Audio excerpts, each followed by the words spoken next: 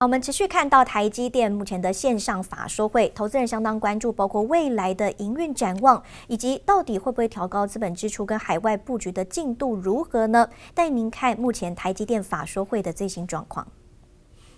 In Europe, we have received strong commitment from European Commission and the German federal, state, and city governments. Together with our JV partners, we held a groundbreaking ceremony in August for our specialty technology fab in Dresden, Germany. This fab will focus on automotive and industrial applications, utilizing 12, 16 FinFET and 28 process technologies. Volume production is scheduled to begin by the end of 2027. Under today's fragmented globalization environment, overseas fab costs are higher for everyone, including TSMC and all other semiconductor manufacturers. Having said that, we will leverage our fundamental competitive advantage of manufacturing technology leadership and large-scale manufacturing base. Thus, TSMC will be the most efficient and cost-effective manufacturer in the region that we operate, while continuing to provide our customers with the most advanced technology at scale to support their growth. This concludes our key message, and thank you for your attention.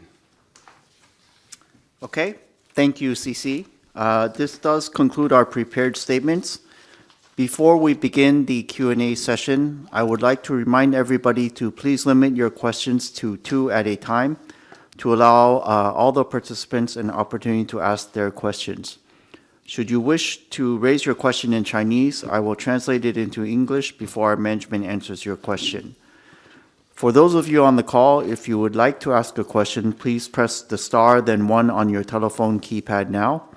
If at any time you would like to remove yourself from the questioning queue, please press star 2.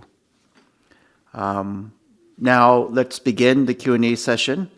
Operator, can we proceed with the first participant on the line, please? The first one to ask questions, Gokul Hariharan from JP Morgan. Go ahead, please. Yeah, thank you. Good afternoon, CC, Wendell, and Jeff. My first question is on the AI investments and the growth that you see. Recently, obviously, there's been a lot of questions about ROI of Gen AI investments, whether this could end up being a bubble. How does TSMC view this trend as you're making your capacity plans, given you are enabling pretty much the processing capacity for pretty much everybody? And what gives you the confidence that this is going to be a more longer run growth cycle? And relative to this, could CC also talk a little bit about what do you think about the duration of this current semiconductor upcycle? Do you think it will continue into the next couple of years, or are we getting closer to the peak of this cycle? That's my first question. Okay, thank you, Gokul. Please allow me to summarize your first question. So Gokul's first question has 2 parts. The first part, I believe, is more focused on the AI-related demand, the ROI and sustainability of this. He notes recently there's been a lot of questions about the return or ROI from generative AI investments. And therefore, how do we view this trend? Is there a worry that this demand sustainability or maybe a bubble? And very importantly, certainly, what gives us the confidence that this could be a more long-run sustainable demand cycle for AI? Okay, Gokul. Let me answer your question. Simply, whether this AI demand is real or not, okay? And my judgment is real. We have talked to our customer all the time, including our hyperscaler customers who are building their own chips. And almost every AI innovator is working with TSMC. And so we probably get the deepest and widest look of anyone in this industry. And why I say it's real, because we have our real experience. We have using the AI and machine learning in our fab and R&D operations. By using AI, we are able to create more value by driving greater productivity, efficiency, speed, qualities. And think about it. Let me use 1% productivity gain. That will almost equal to about 1 billion to TSMC. And this is a tangible ROI benefit. And I believe we cannot be the only one company that have benefited from this AI application. So I believe a lot of companies right now are using AI and for their own improving productivity, efficiency, and everything. So I think it's real. Did I answer your question? Goku? Yeah, that's clear. Could you also talk a little bit about how this feeds into your view of the current semiconductor cycle also, CC? So Gokul, the second part is, we believe the AI demand is real, but how do we view the overall semiconductor demand and cycle? I think Gokul, you were saying, do we think it's reached peak out already? Oh, okay. I forgot to answer this one. The demand is real, and I believe it's just the beginning of this demand. All right. As one of my key customers said, the demand right now is insane.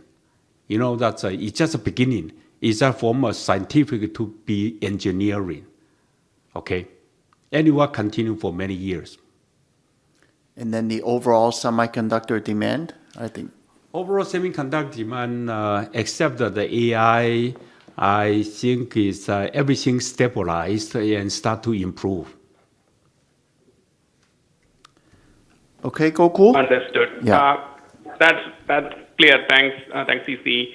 My second question is more to do with Capex.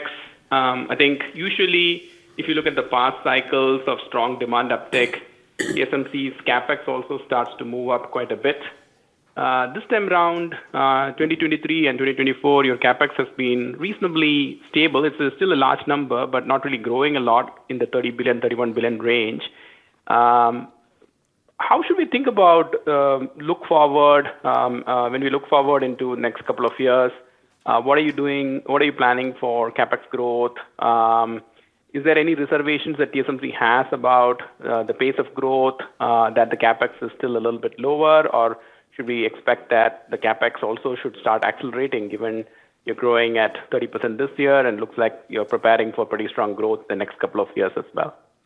Okay, so Gokul's second question is related to Capex and looking out the next few years. So he notes that in past cycles when demand is very strong, our Capex starts to move up. But however, this time, even with what CC described as very real and the beginning of a strong AI demand, these last 2 years we've kept 目前正在进行的是台积电的最新线上法说会。台积电公布第三季每股盈余来到12.54元，创了历史新高。这个数字优于预期，而且年增破了50%。另外，美元营收方面也是超越了先前公司预估的高标。而在台积电，其实前3季就大赚了3个股本，将近8000亿元。不过今天台积电在台股盘上的股价呢，则是观望卖压出笼，最终是下跌10元，收在1035元。有更多最新消息，在广告之后马上回来。